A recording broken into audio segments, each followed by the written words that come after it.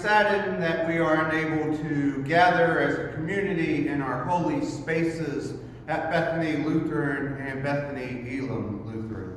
However, as your pastor, I wanted to present you with an opportunity to hear the gospel reading and listen in on my sermon.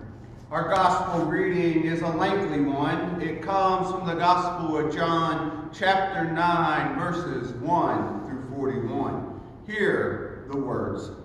As he walked along, he saw a blind man from birth. His disciples asked him, "Rabbi, who sinned, this man or his parents, that he was born blind?"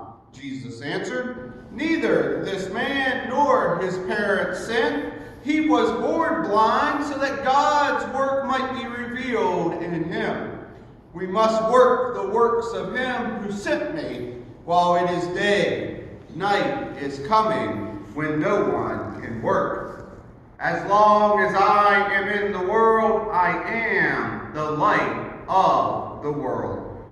When he had said this, he spat on the ground and made mud with the saliva and spread the mud on the man's eyes, saying to him, "Go, wash in the pool of Siloam," which means sent. Then he went and he washed, and he came back able to see. The neighbors and those who had seen him before as a beggar began to ask, "Is this not the man who used to sit and beg?" Some were saying, "It is he." Others were saying, "No, but it is someone like him." He kept saying, "I am the man." But they kept asking him, "Then how were your eyes opened?" And he answered, "The man called Jesus made mud, spread it on my eyes, and said to me, 'Go to Siloam and wash.' Then I went and washed and received my sight." They said to him, "Where is he?" He said, "I don't know."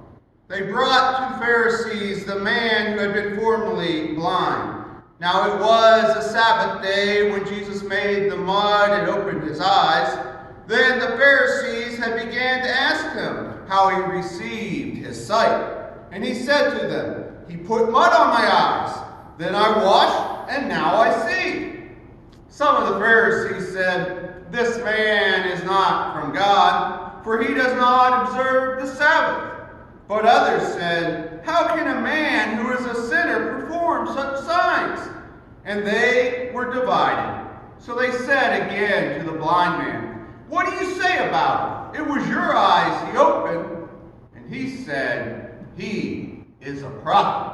The Jews did not believe that he had been blind and had received his sight, until they called the parents of the man who had received his sight and asked them, "Is this your son, who they say was born blind? How then does he see?" His parents answered, "We know that this is our son, and he was born blind, but we do not know how it is that he now sees, nor do we know who opened his eyes. Ask him, he is of age. He will speak for himself." His parents said this because they were afraid of the Jews, for the Jews had already agreed that anyone who confessed Jesus to be the Messiah would be put out of the synagogue. Therefore, his parents said, "He is of age. Ask him." So for the second time, they called the man who had been blind, and they said to him, "Give glory to God. We know that this man is a sinner." He answered, "I do not know whether he is a sinner. One thing I do know, that though I was blind, now I see." And they said to him, "What did he do to you? How did he open your eyes?" He answered, "I have told you already, and you would not listen. Why do you want to hear it again? Do you also want to become one of his disciples?" Then they reviled him, saying, "You are his disciples, but we are disciples of Moses. We know that God has spoken to Moses, but for this man, we do not know where he comes from." The man answered, "Here is an astonishing thing. You do not know where he comes from, and yet he opened my eyes. We know that God but he does listen to one who worships and obeys his will. Never since the world began has it ever been heard that someone opened the eyes of a person born blind. If this man were not from God, he could do nothing. They answered him, "You were born entirely in sins, and are you trying to teach us?" And they drove him out. Jesus heard that they had driven him out, and when he found him, he said, "Do you believe in the Son of Man?" He answered, "And who is he, sir? Tell me, so I may believe in him." And Jesus said to him, "You have seen him, and the one speaking with you is he." He said, "Lord, I believe." And he worshipped him. And Jesus said, "I came into the world for judgment, so that those who do not see may see, and those who do see may become blind." Some of the Pharisees near him heard this and said to him, "Surely we are not blind, are we?" And Jesus said to them, "If you were blind, you would not have sinned. But now that you say, 'We see,' your sin remains." This gospel reading is the last Friday morning Bible study that we were able to do live. I enjoyed listening in on their perspective about the story that we just read. There are multiple facets that we can look at. One that we concentrated in on our study was the relationship between the man and his parents. And then the other component was the back and forth conversation with the man and the religious leaders. The man whose sight is given to him by Jesus makes his way, like all of us, toward belief and understanding, not suddenly or easily, but in the course of a long story that leads to another personal encounter with Jesus. The other characters in the story seem to remain the same. There is no change in themselves from the beginning to the end. However, the healed man's life is transformed, and he finds himself in a very different place. And Jesus is there with him in both places.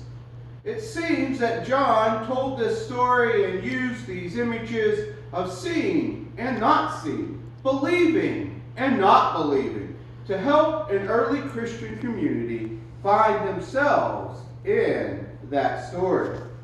In our Bible study, one of the questions that we looked at is that exact question.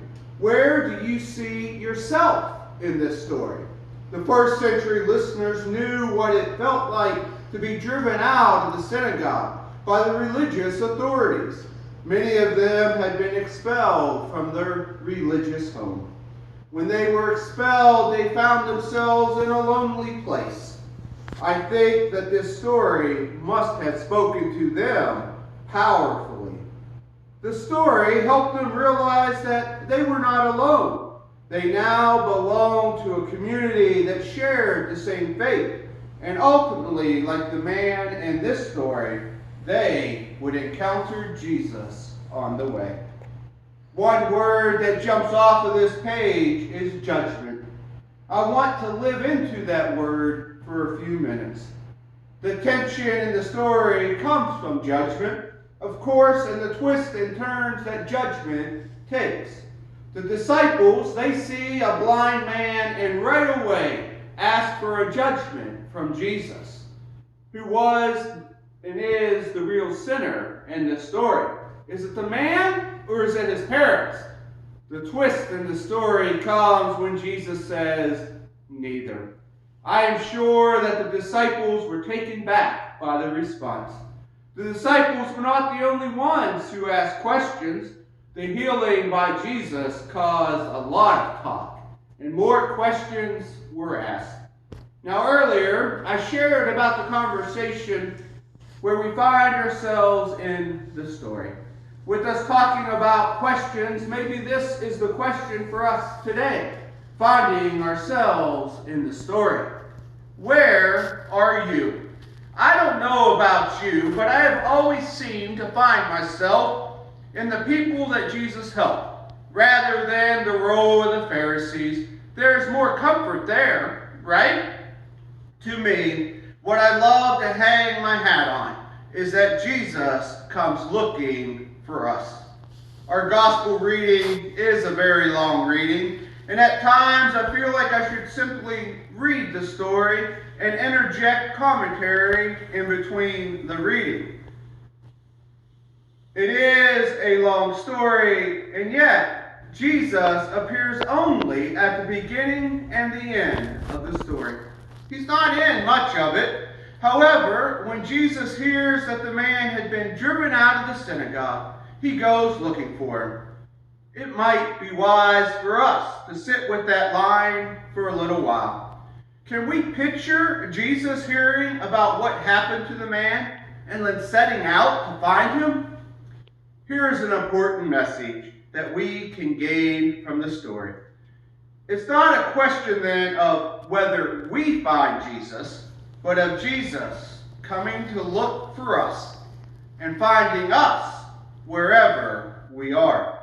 Jesus came to him and comes to us, no matter what people are saying about him or us. Friends, we are in a very odd time in our community, state, nation, and world. I mean, I am here in an empty sanctuary preaching this message as my daughter videotapes me. And during this time, I think that we must come to grips with the fact that this is a new reality for us. Speaking of questions, I am wrestling with this question. What might our parish and churches need in order to move more purposely toward a new future, a new hope, a new possibility? I wish that I had the answers and the direction of where we are headed. It would be so nice to be able to speak certainty into our times of uncertainty, but I do not have that. Our current plan is that we will gather on April 1st, but that is a moving target with everything that is occurring and the situation that seems to be changing daily. This is what I can tell you. In our story, Jesus pursued the young man. God pursues you. God is with you every single minute of this journey. I may not be physically present with you during this time, but know this, I am here for you. Please reach out to me. Know that I love you immensely, and I am praying for you daily. I am also continuing to study, pray, research, and deliver messages and sharing them with you. Please look for them on the web and find ways to engage with them. So hear the sending blessing. Whatever wilderness the Spirit has brought you to, walk in boldness as a beloved child of God. Walk in peace under the shelter of the Most High, and walk in faith, knowing Christ walks with you. Amen.